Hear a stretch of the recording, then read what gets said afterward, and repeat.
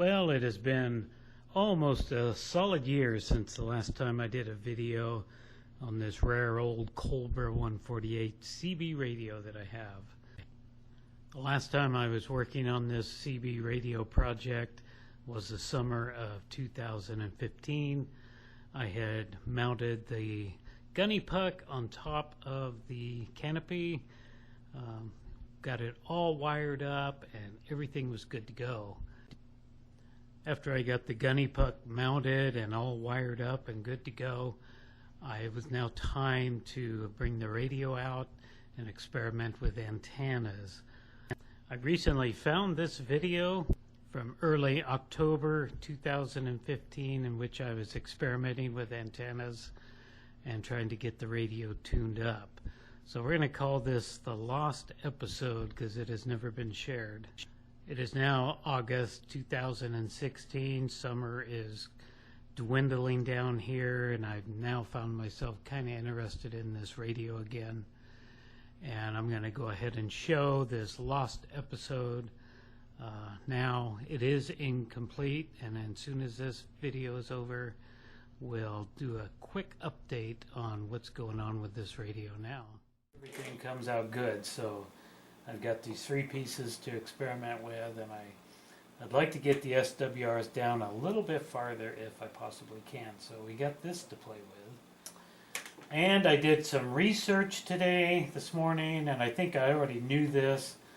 My 102-inch stainless steel wire whip is a quarter wave. It's 8.5 feet tall, and one of my big questions was, do I need to have this spring to make this thing work? Well, it looks like I don't have to have this. It looks like the only reason the spring is there is to simply protect the antenna and the mount. Because it's such a tall antenna, you need to have this flexibility. But I am not going to be driving my truck with a 8.5 foot antenna on there. I'm never going to do that. The stainless steel wire whip is simply to sit stationary like I'm going to do tomorrow. So I don't believe I need this. But if anybody has some thoughts on that, please feel free to comment. And the third thing I want to be doing today is to connect up this inline SWR power meter. This is an RM 2001 Redmond CB. I don't know if it's a real good quality meter or not. I don't remember. I paid 40 or so bucks for it. It's got the SWR and then RF power watts and all that, and it seems like it works pretty good.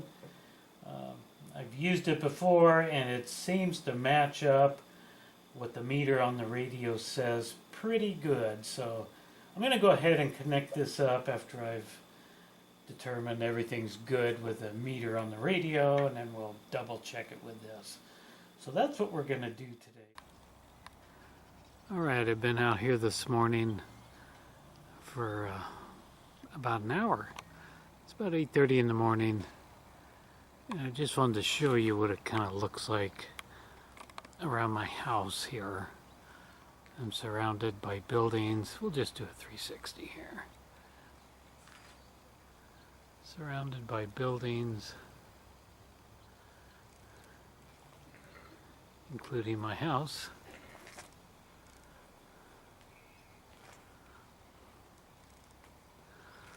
And yeah, I don't really have much luck of getting out. There's our 360. Alright. Like I said, I've been working out here this morning. First time I grabbed the camera, I tried installing this 9-foot section, and now I'm picking somebody up on 17.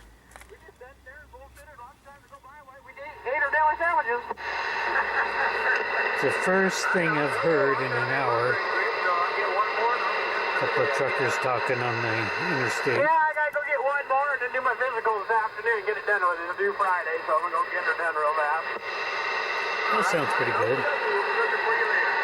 Hey, look at me later. Alright, so I did add my 9-foot section. So I added that, and it made everything worse. So I started with the little 3-foot sections. Added the first one, it got better. Added the second one, it got better. So that makes 6 feet. Well, I know 9 feet doesn't work. So it looks like I need to add a 6-foot cable. And I don't want to use these. I'd rather just pick up a 6-foot coax somewhere. So it lowered it a little bit. I actually started out with the fiberglass antenna and then switched to the wire whip.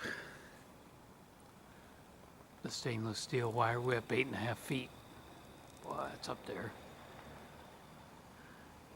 No spring. And I just want to reiterate one last time that I will not be driving around with this stainless steel wire whip antenna on this truck. I just won't be doing that. It's way too tall, as you can see, whether it even has a spring or not. I won't be driving around with that. This is just for sitting here, stationary like I am. I might not even drive around with the 5-foot fiberglass, unless I just want to cruise up and down the freeway or something, but for the most part the antenna is not going to be mounted till I'm just ready to come out here and play with it. And like I said,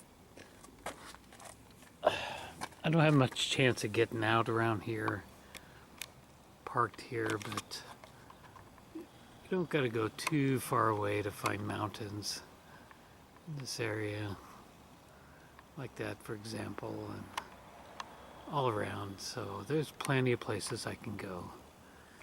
I'm going to set the GoPro up and give you a nice shot of the meter mounted in the radio, show you the exact readings I got with the 102-inch stainless steel whip, and then after that I guess I'll put in the inline meter and show you what that says. Okay, just gonna do the SWR test here real quick. We're all set up on channel 2, so I'm gonna calibrate it. There we go. Now switch to SWR, and you can see it's hopefully you can see it's below 2, above 1.5. So now let's head to channel 40 and calibrate it. Now SWR, and it's quite a bit lower. That's definitely 1.5-ish. Now we'll head to 20. Same thing, calibrate.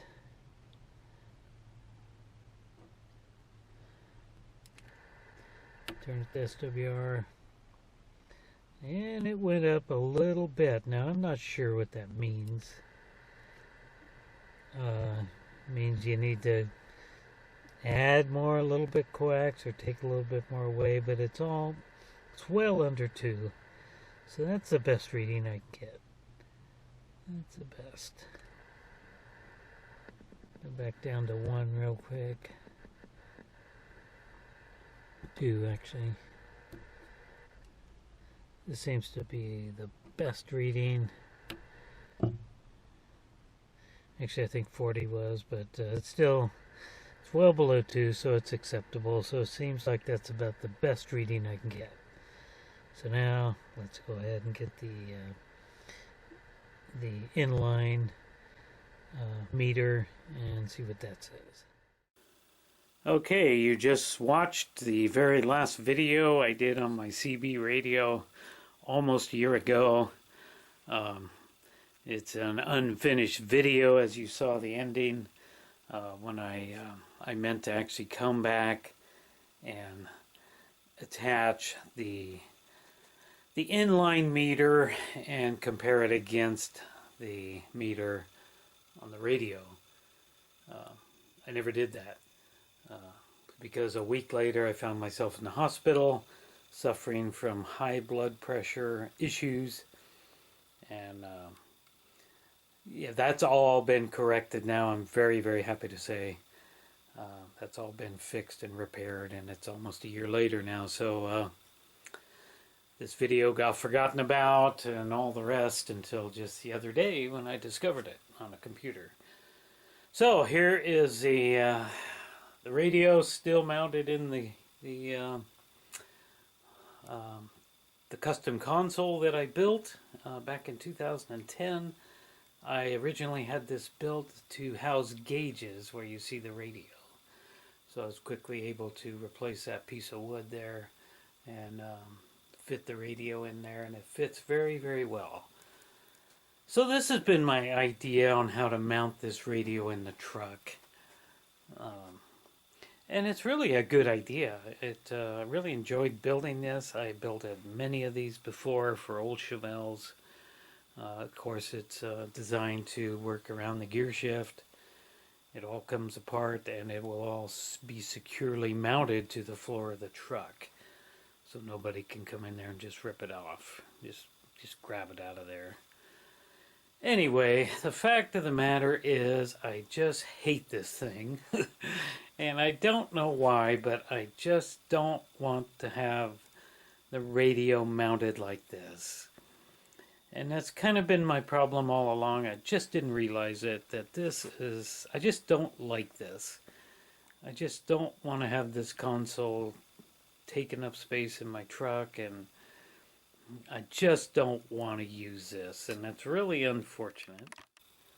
So in previous videos about this radio, I said that I was either going to do something with it, I was going to get it going and start using it, or sell it and get rid of it and just be done with it. But the fact is, I don't want to sell it. I just do not want to get rid of this wonderful old Colbert radio. It's somewhat of a rare radio. It's a 148F GTL. It has a frequency counter. You don't see a lot of 148s that have the built-in frequency counter. It's only a 5-digit, but they did make an even rarer 148 that had a 6-digit frequency counter. And I can't think of the name of that particular radio, but they did. And according to the numbers, this is a 1995 radio, and I got super lucky, bought it at a garage sale years ago. It was still in the box. A lady was selling her deceased husband's stuff, and this was in the box. She didn't know if it worked or not. I paid $50 for it with sight unseen. I just took it because I had never seen a 148 that had a frequency counter. It had a few before that, and I just bought it, and I'm glad I did. It seems to be in excellent condition. Don't know if it's been tweaked or peaked or turned up or not, but these radios are very capable of being tuned up. Extra channels, all kinds of goodies can be done to these. You can find all kinds of YouTube videos of guys that do this stuff, and so I'm gonna regret it if I sell this radio. I mean, I got the original box. It's something that can be stored away if I don't use it, but I'm gonna regret terribly, I know, if I sell this thing, and I'm not gonna get that much for it. I mean, nobody's gonna pay me hundreds and hundreds of dollars for this thing. It's just not gonna happen. So I won't get a whole lot more than my $50 back out of it. So anyway, so I am not going to sell this thing, but I don't want to use it in this console. Ultimately, I want to use it in the pickup, but it's got to be mounted somewhere. I can't just throw it on the dash and hope for the best, as you're driving down the road. So I need to come up with another idea. And my idea is, what I want to do is have this thing a quick mount situation on this. And I know that I can come up with an idea.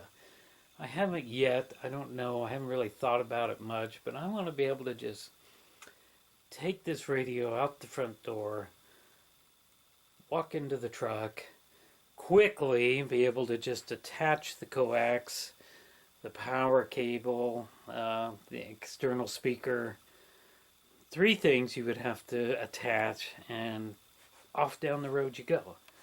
And then you just simply do the same thing and take it back out of there. I don't want to leave it in the truck. I don't want to drive around with this thing bouncing around in the truck forever, you know, if I'm not using it. So anyway, got the Gunny puck installed. Got that all wired up. It's all ready to go.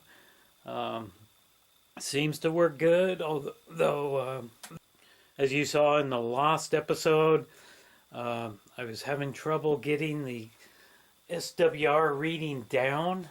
It was a little bit high. It appears that I still got some issues to work out with that, but the SWR reading on this meter was under 2 all around, throughout the 40 channels. And that's certainly acceptable, but I really wanted it down to well below 1.5 to 1 would be the ultimate goal. But I could still use it if it's under 2 for sure. That is acceptable.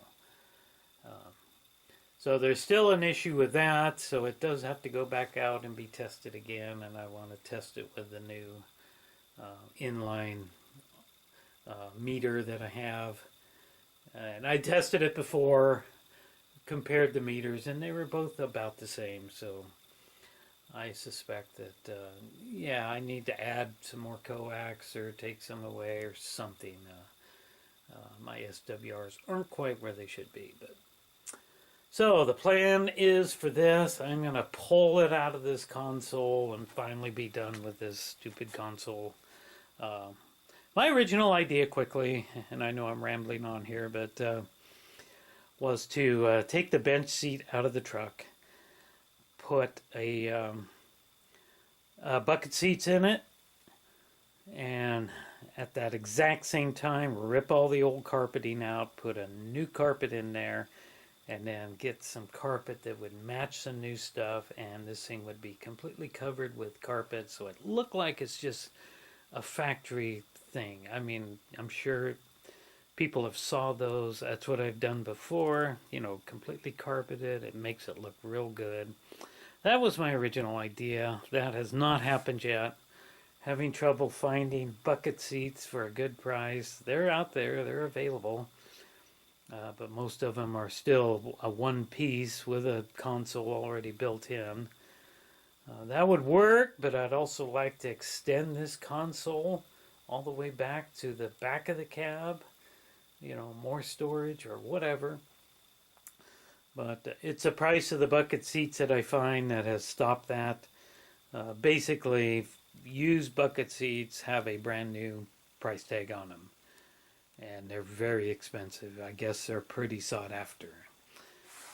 Even wrecking yards have used sets sitting around that have a brand new price tag on them. That's, So that is all on hold. Hopefully that'll eventually happen, but I don't need to be tearing the interior apart on the truck yet. The bench seat's in good shape. So I'm going to pull this radio out of here. And actually, about a week ago, I had hooked this thing up in the house. Got the 102-inch wire whip sitting up on the roof. I just basically set it up there. Coax running out the window. And been listening to it. Haven't really heard much. Little skip coming in here and there. Do enjoy just listening to the radio. The way, I've never wanted to have a base station here at my house. So, experimenting with the wire whip antenna that you saw me do before was completely just wanted to see if I could make a ground plane out of it. It worked successfully, but that whole system is gone now. I don't have that antenna mounted up there like I did before. So now I got the wire whip just sitting up on the roof, and it actually picks up. And something to kind of listen to. Cannot key it up like that, of course, because it's not a grounded system, and it would the SWRs would be completely whacked out because there's no ground on it, on the antenna. So it's just for listening, and I'll gonna take it out of here and mount it a little differently out there, and I'll come back and show you that. And it's just for listening. That's all it is. So, but once it's mounted in the truck with the gunny puck and all that, it'll definitely be a complete system that will hopefully be able to shoot some skip on. With different antennas that I plan to experiment, mounted on top of the canopy in the very center of the truck. Looking forward to getting around to that, but not going to make it this summer. Today's July 31st. It's the end of July, and unfortunately, summer is almost getting close to being over, but work is super, super busy, and I basically have no time until sometime this winter to even be considering building some type of a mount to put this in my truck. So that's it. Let's go ahead and take this thing out of the console and maybe put it up on this console up on Craigslist, try to get a few bucks out of it. I'm sure somebody would want it, but I just don't want this console. It's just not something I want. Unfortunately, I put a lot of time and labor in this thing, and it looked really good covered with carpeting, but gotta face it, Dan, I just don't like it. Anyway, that's it for now. Let's go ahead and take that radio out of there and mount it quickly out there in the kitchen area of the house where the cable, the coax comes in out of the window, and give it a little test run, see if we can hear something out there.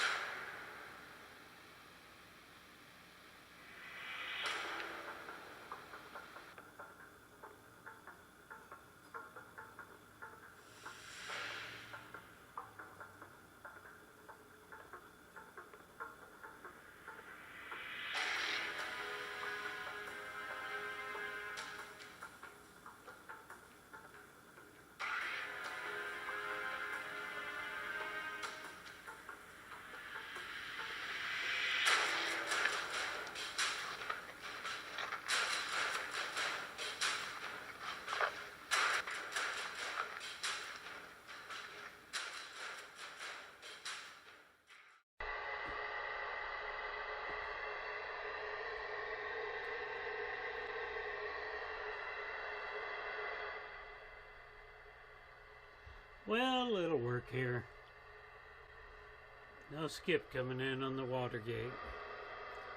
It's been really, really quiet. Just no conditions.